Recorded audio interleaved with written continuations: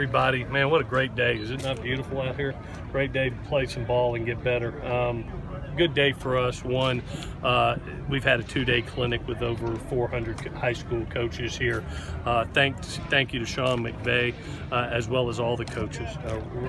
Ryan Nielsen from the Saints, Rich Gagliano, offensive coordinator from the Denver Broncos, is here with us. Mike Gundy being with us, Rocky Long being with us, just a bunch of great coaches that have come out and helped clinic this community, and it's been a great 2 days of that, and I thank the coaches for being out here and learning and developing young men before they get to us.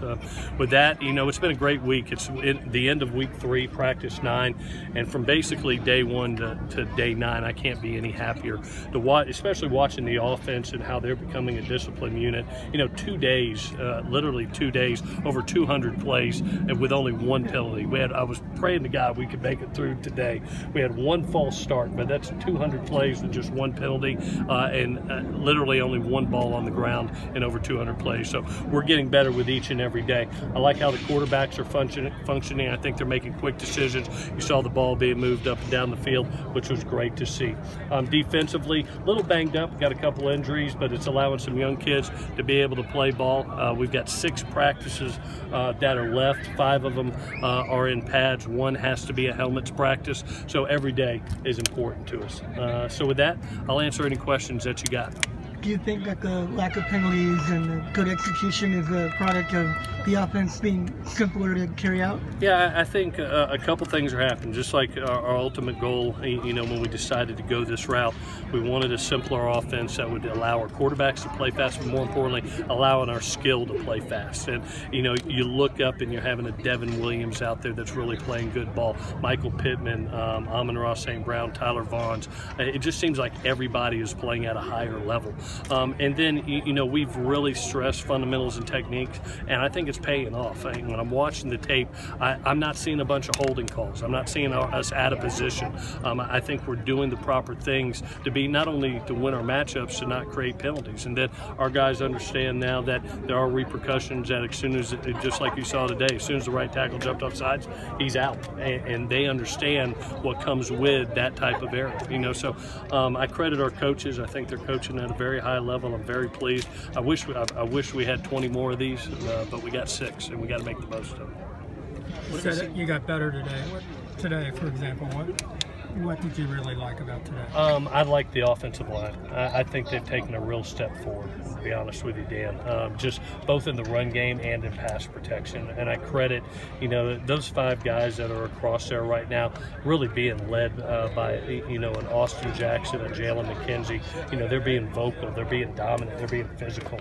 And, you know, big men win championships, and they've taken probably the biggest step forward from a confidence standpoint, from a demeanor standpoint, of physicality, from an assignment standpoint, doing the right thing, and Coach Trevino's got those guys pointed in the right direction. Everybody talks about the QBs and the receivers and how much this scheme changes stuff for them. What's it changed for the offensive line?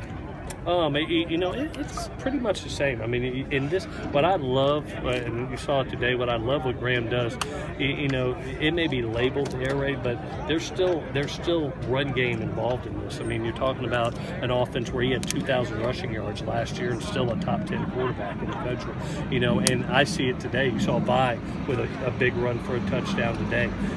Being able to mix in the run and the play action and the RPOs with this passing game, I think makes you dangerous. And we're not perfect yet. You know, I still think we can play at a faster pace. I challenge the offense next week to even pick up the tempo more, but they're headed in the right direction. What have you seen from Keaton and Slovis? I'll be honest with you, very not surprised but pleased that a young man could walk in here, hasn't been to the prom. He goes to the prom next month, so he's looking forward to that. He asked me 2 days ago, Coach, about if I go to prom, and I forgot. He's supposed to be at high school. But he's out here and he's really executing at a high level for a true freshman. I'm very pleased with him. He's making clear, decisive decision, good accuracy, good timing, and good decision making. He's not making critical errors, which that's what you normally see from young people. I'm very pleased.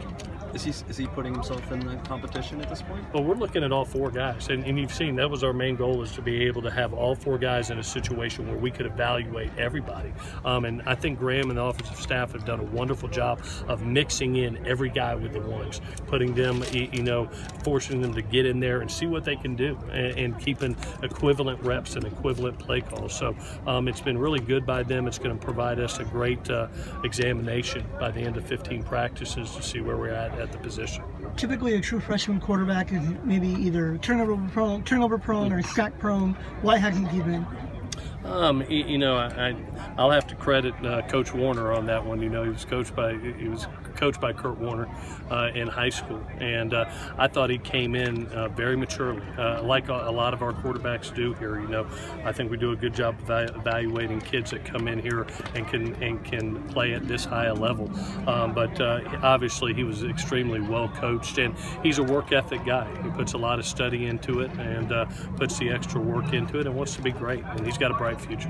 Is your pass rush getting to where you want to see it? Are you seeing something you like? Yeah, I tell you, one of the things I've known that, I've thought Jay Tufele has played at maybe the highest level on the defensive line. I think Brandon Peely has very much improved. He's got the right mindset right now. He's really taken the step forward. Marlon's playing good ball. But what Clancy's doing, which I really like, is, he simplified the package for the defense, but he also put us in personnel groupings that can help us on normal down and distance, being a bigger front.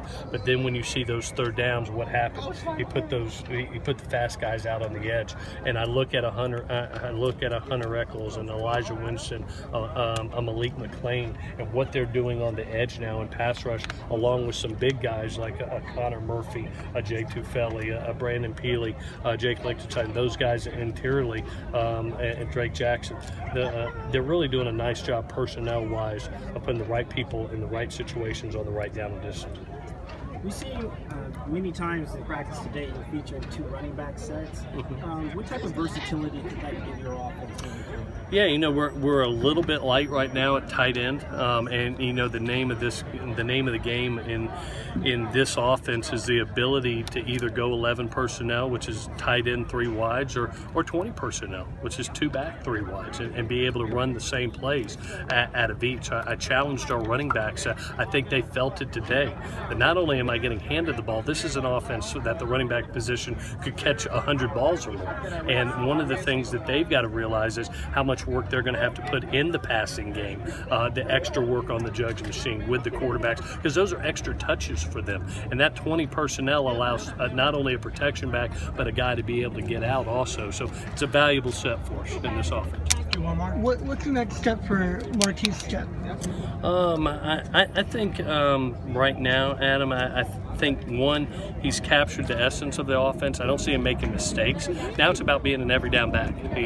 Like I said, he's learning. He's always been a great runner. He's a physical runner, but he's learning about pass protection, assignment-wise and fundamental and technique, and he's learning how to be a natural ball catcher. And that takes some time to be able to do that and learn that. I remember when we came in here with Justin Davis and Buck Allen and even Rojo, and they had to learn that technique and those fundamentals, and he's doing a good job working at it. There's still progress that has to be made. You just don't want to be known as a runner. You want to be known as an every down back.